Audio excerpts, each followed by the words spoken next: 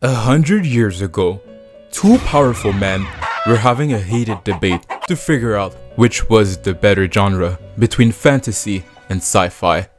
Their disagreement over the years grew so strong that many were dragged into battle to decide a victor, since no words could let them find a clear opinion. After decades of fighting, all that was left of the two were their ideals becoming relics to figure out the truth on which fictional setting is the best.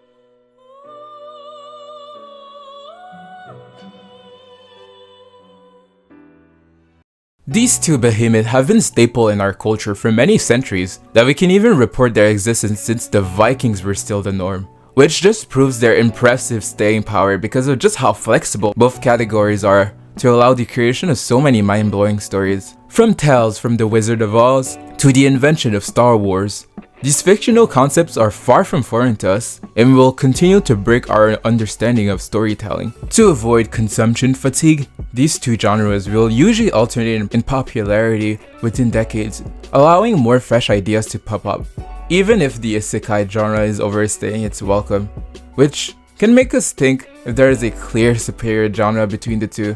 And honestly, I do think that there is one.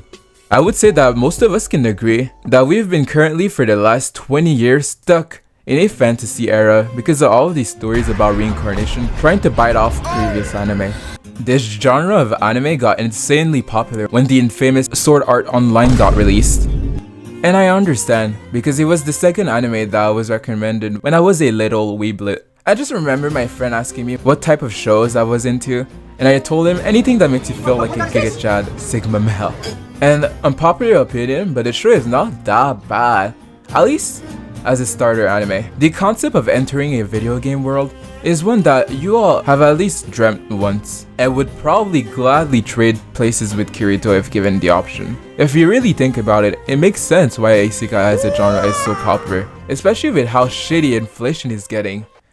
Have you seen these prices? But I feel like a trap that a lot of these writers fall into is just neglecting a world building. Since the topic of reincarnation has been overdone so many times, Isekai started to become an overboard of tropes just poking fun of the genre. At first I didn't mind it too much since shows like Konosuba did it really well by taking the time to develop its characters to make the jokes even funnier, instead of just poking us with a stick to just laugh at the trope.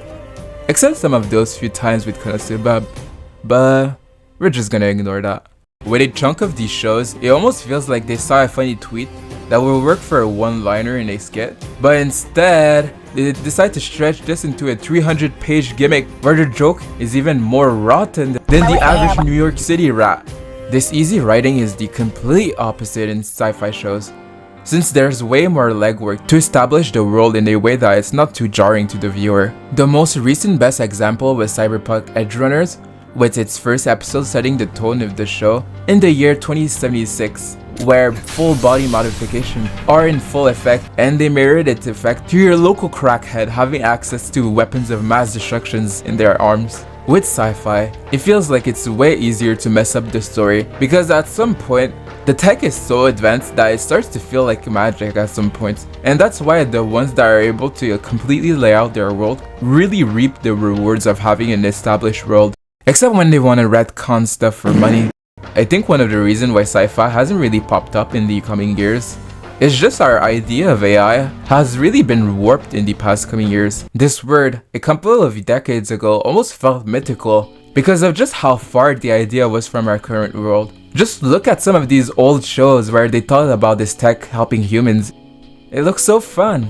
But now that we started to get a taste of what the future of this technology is, it just feels dirty.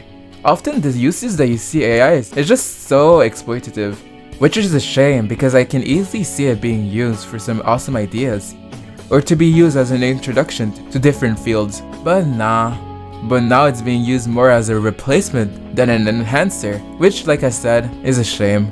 Especially for people that are short-sighted and just think that, haha, skill issue, you should have just predicted it. Which makes me think if they're going to say the same thing when careers like teachers and doctors a couple of decades start to have the same culling effect. Anyway, enough of that AI talk. Let's get back to business. Sci-fi needs a resurgence. The genre might not be the easier to write between the two, but when these authors take the time to fully flesh out the ideas of the world, a lot of ideas come out that I think are a bit overdone in fantasy. This is not a diss toward fantasy, cause honestly 90% of my complaints with this genre would be fixed if they removed the reborn aspect and instead just focus on the character interactions, instead of making these 20v1s where it's like, how many women can this incel protagonist can pull in a totally made up world?